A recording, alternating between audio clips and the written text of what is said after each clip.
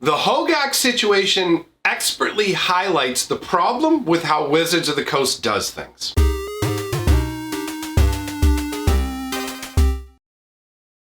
Greetings, owners of fine luxury cardboard rectangles. We are here to talk about Hogaak, not to talk about his fantastic artwork, because honestly, I do think the artwork is genuinely fantastic.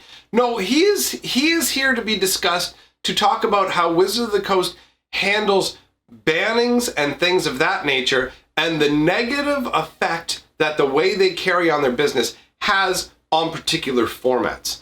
Hogaak has been tearing things up. The Hogaak deck is the most successful deck, essentially, the all-star of the most recent Mythic Championship. So basically what happened last weekend. So the results are fresh. We've got them hot off the presses. The Hogaak decks were very highly represented by a large margin. Basically twice as many Hogaak decks making showings compared to any other deck in the field. And actually, Wizards of the Coast article breaking down the different decks and things talks about how Hogaak and Hogaak Dredge had the highest modern win rates of all major archetypes. To give a rough indication of significance based on the sample size, the 95% Klopper-Pearson confidence interval for Hogaak's win rate ranged from 52.1% to 60.1%, and the corresponding interval for Hogaak Dredge ranged from 46% to 73.5%. That's crazy. To give another statistic, over half of the players who went 8-2 or better in Modern were playing Hogaak or Hogaak Dredge. Given this, it's surprising that only one deck featuring Hogaak advanced to the top 8. Now, the reason that only one Hogaak player got to the top 8 is that Hogaak players with the best Modern records did poorly in draft. So this part where it's like, oh, Hogaak players didn't really do that well in the top 8, that's because that's when they entered into the draft environment.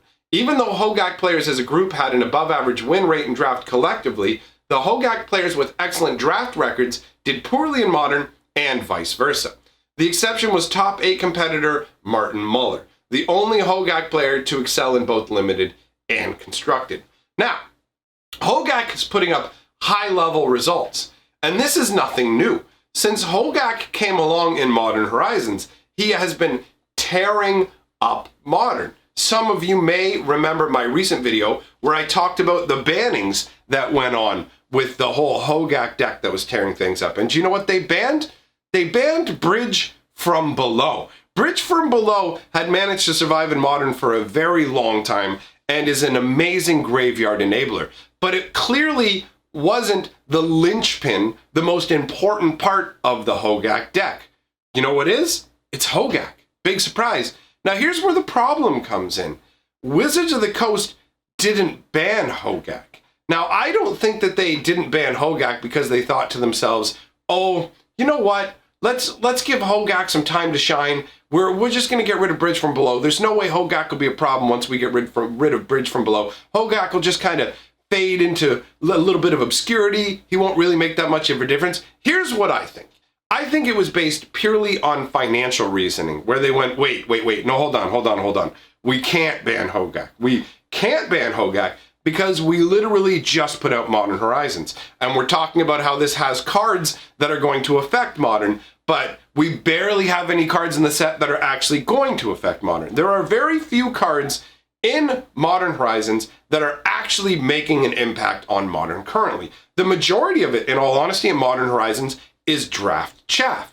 Now, Modern Horizons is a double-priced set, and by double-priced, I mean the boosters cost essentially twice what regular booster packs cost. And we're not talking about collector's boosters or anything like that. We're talking about regular draft boosters. So these packs cost twice the amount as normal. And Wizards of the Coast is going, no, you know what? Like, this is helping to sell these packs. If we ban Hogaak, that's a really bad look for the Modern Horizons set. And they've indicated that they want to keep going with the Modern Horizons. If you take a look at any Modern Horizons card and you look down in the corner, you will see that it's got MH1. And that doesn't stand for Magic Historian is number 1. That stands for Modern Horizons, the first set, which is signaling strongly they intend to continue the trend. And with the success of Modern Horizons, they very much are going to. People apparently lined up to pay double cost for these booster packs for very few cards that are actually affecting Modern. And we can see one of the side effects of making these packs so horrendously expensive is Renin 6. Renin 6 is a massively expensive card from Modern Horizons, and part of that massive expense is due to the cost of packs. So, if they turned around and banned Hogaak, that would be admitting, first of all, that they don't know how to balance cards at all for Standard, and it's a complete crapshoot when it comes to what they're making for Modern Horizons. On the second hand, or second point, I should say, they also know that the set's out right now and people are buying it. They want sales to continue. Banning a card that is in a set that's available for sale, still in print, still available, is a very, very bad look. The only format that they will do that for is Standard. You will notice that sometimes they will rush right out and ban a card in Standard fairly quickly. Smuggler's Copter was a great example of a card that got banned in Standard very, very quickly. It didn't get to be a part of Standard for very long at all. And the reason they do these quick bans in Standard is because if you allow a format to stagnate, and by stagnate I mean you give people tools that are so powerful that you would be insane not to use them, you start to create environments where there are only two decks. Two deck environments are a terrible scenario to be in, where you're either playing the most powerful deck in the format or what can destroy the most powerful deck in the format. So when Wizards of the Coast makes a mistake and it affects Standard, the reason that they run out and do the bannings is because it's going to affect sales. The same reason they're not doing a banning with Hogaak, in my opinion. It's all sales-based. It's not about the health of the format. And if you don't understand the difference, I will lay it out for you. If Standard becomes untenable, and untenable means you're not going to play it anymore, if it gets to the point where it's the two deck format and nobody wants to play it anymore, then Standard attendance drops off. The people playing Standard kind of migrate off to do other things. And that doesn't just affect one set. When Standard isn't healthy, that affects the sales of every set that's in Standard. And Standard can have anywhere from 4 to 8 sets available in it at any given time. So with that number of sets, maintaining the health of Standard equals making sure you can sell booster packs. But in this situation with Modern Horizons, it's the opposite. They're letting Hogaak run wild because they're selling Modern Horizons packs still. That stuff is still readily available, and it's bad for the sales numbers if they do a ban.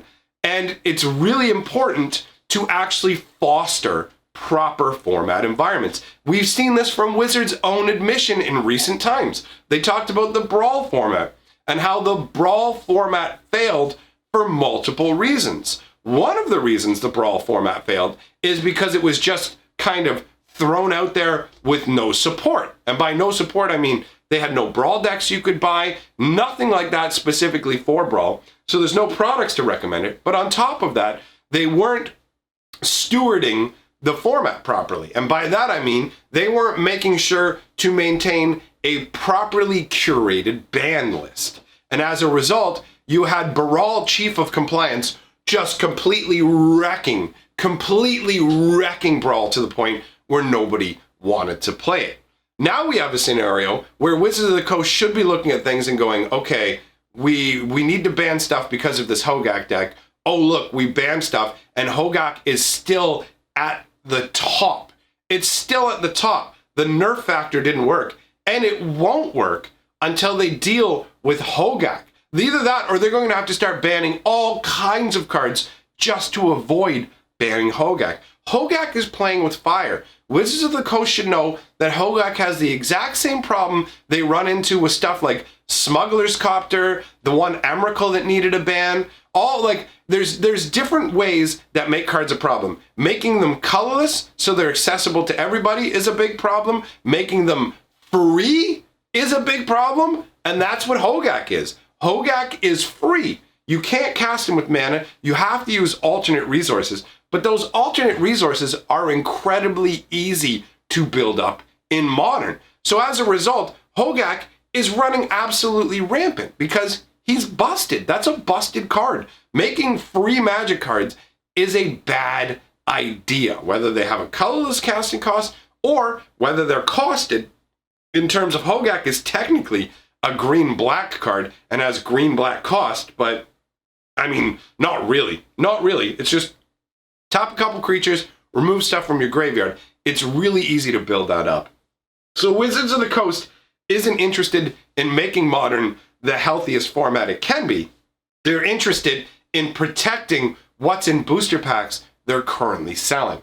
And I, for one, think that's pretty ugly. These results speak for themselves. Something needs to be done about this. I'm not even somebody who's deep in the Modern meta, really. Like, I don't pay attention to that. I'm the Magic historian. I talk mainly about lore, old school stuff. I mean, obviously current news as well. But overall, I don't keep my thumb on the pulse of Modern. And yet, to me, it seems incredibly evident that they should be saying, hey, Hogaak's a problem. And they know you need to properly curate a format, right? It's just kind of like they're like, hey, you know what? Let's get Modern screwed up, because who cares? The only thing that we're selling to Modern players right now is Modern Horizons anyways, and they're getting all the stuff from their older sets, so who really cares if it messes up the format? What do we care? In a way, they might be looking at it and going, hey, you know what? If we can keep it at a certain level and we let Hogaak dominate, but not dominate just too much, then we'll get to sell a whole bunch of Modern Horizons. So this could actually just be a marketing tactic on top of going, you know what, we're not going to ban it because it would affect sales. They could also be looking at this advertising as advertising for Modern Horizons. And I think it's kind of skeezy, my friends. I think it's kind of skeezy. Now, later on today, Commander spoilers start, so I'll be dropping some of those on you. Hopefully we'll get some good ones that are worth talking about. If it turns out they show some absolute garbage, we'll just leave it and do a spoiler wrap up later on. But I imagine they're going to lead with a strong foot forward, so we will get into those Commander spoilers. I want to thank my patrons and channel members for supporting my channel. Genuinely appreciate it. And remember, together we are the sixth color of magic.